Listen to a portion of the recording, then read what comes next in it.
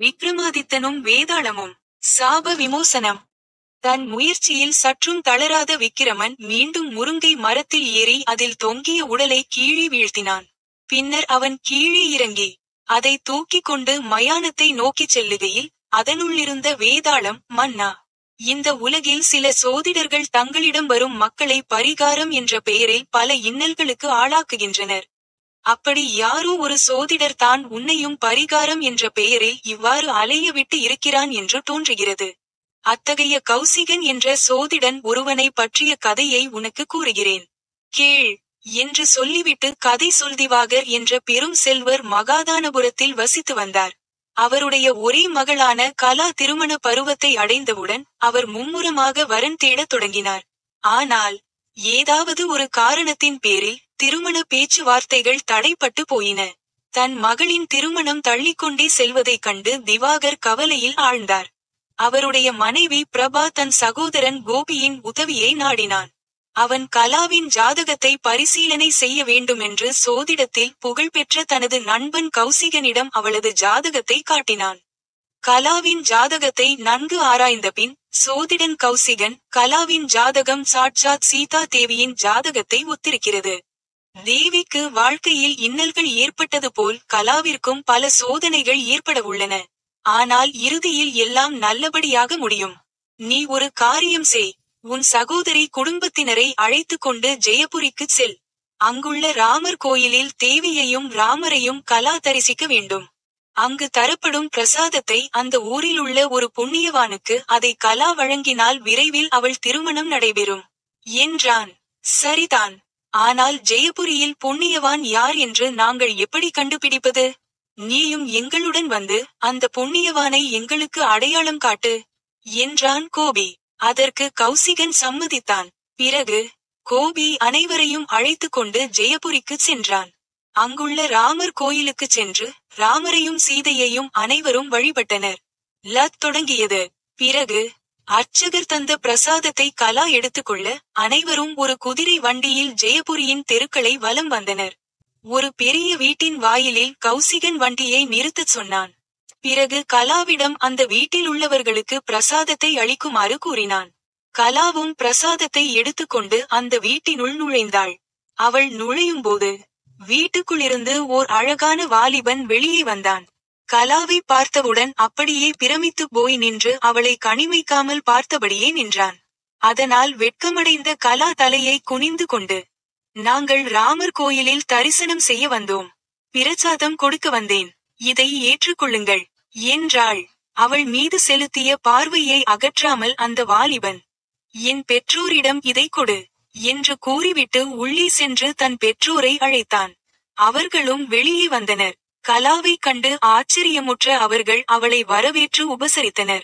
பிறகு அவளுடைய நோக்கம் அறிந்து வண்டியிலிருந்த அனைவரையும் வீட்டிற்குள் அழைத்தனர். கலாவை மிகவும் பிடித்துவிட்டதால் அவர்கள் தாங்களாகவே திருமண பேச்சை தொடங்க கௌசிகன் அந்த வாலிபனது ஜாதகத்தை பரிசீலனை செய்து பெண்ணின் ஜாதகம் அவனுடன் பொருந்துவதாக அறிவித்தான்.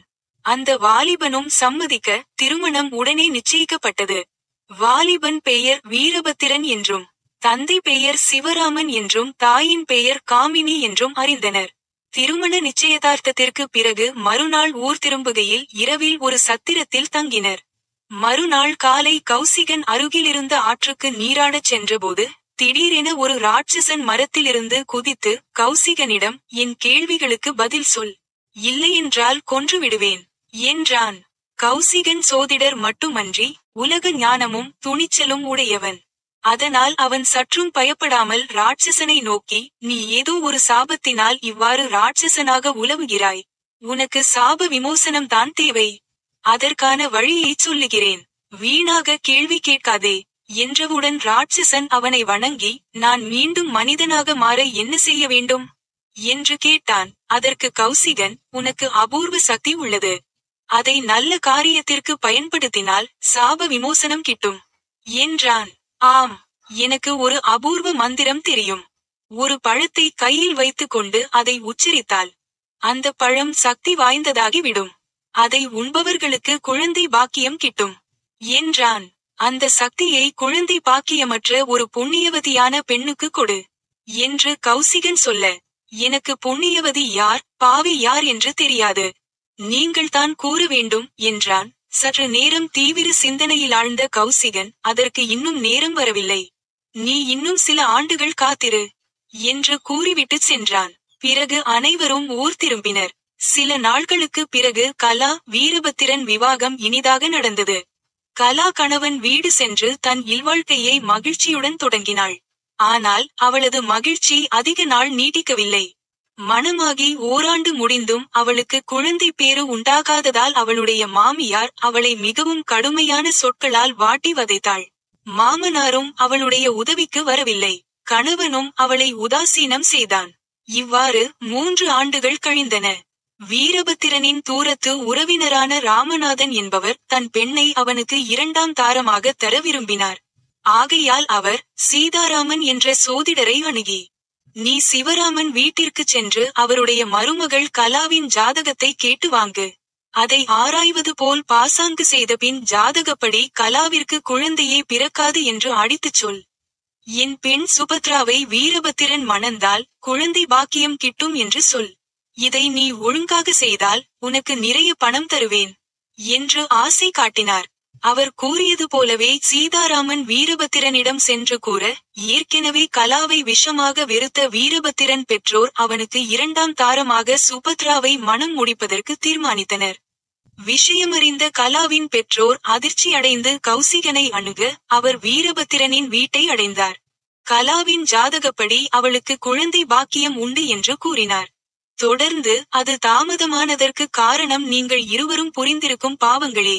ஆனால் கலாவிற்கு குழந்தை பிறக்கும் நல்ல வேளை பிறந்துவிட்டது என்றார். உடனே சிவராமன் சோதிடர் சீதாராமனின் சோதிட கணிப்பை பற்றி கூற, கௌசிகன் உடனே சீதாராமனை வரவழைத்தார். அவர் வந்ததும் அவரை நோக்கி, நாம் இருவரும் பந்தயம் கட்டுவோம். நான் கூறும் சோதிடம் கட்டாயம் பலிக்கும் என்கிறேன். 2 மாதத்தில் அது பலிக்காவிட்டால் நான் தோல்வியை ஏற்பேன். ஆனால் கலா கருவுற்றால் உங்களுக்கு செருப்பு மாலை அணிவித்து கழுதை மேல் ஏற்றி ஊர்வலம் வரச் செய்வேன். சம்மதமா என்று சவால் விட பயந்து போன சீதாராமன் ஊரை விட்டே ஓடிப்போனார். உடனே கௌசிகன் ராட்சசனை சந்தித்து, உனக்கு நல்ல காலம் பிறந்துவிட்டது. அந்த மகிமை வாய்ந்த பழத்தை இப்போது தா என்று கேட்க, அவனும் ஒரு பழத்தை மந்திரம் உச்சரித்து கொடுத்தான். கொடுத்த மறுகணமே அவன் கீழே விழுந்து உயிர் நீத்தான். அந்த பழத்தை எடுத்துக்கொண்டு வந்த கௌசிகன் கலாவிடம் அதை தந்து உண்ணச் சொன்னார். 2 மாதத்தில் கருத்தரித்த கலா ஓர் ஆண் மகனை பெற்றெடுத்தாள். இந்த இடத்தில் கதையை நிறுத்திய வேதாளம் விக்கிரமனை நோக்கி, மன்னா, கலாவிற்கு திருமணம் நடந்தவுடனே மகிமை வாய்ந்த பழத்தை கௌசிகன் கொடுத்து இருந்தால் அவள் துன்பப்பட்டிருக்க மாட்டாள் இல்லையா?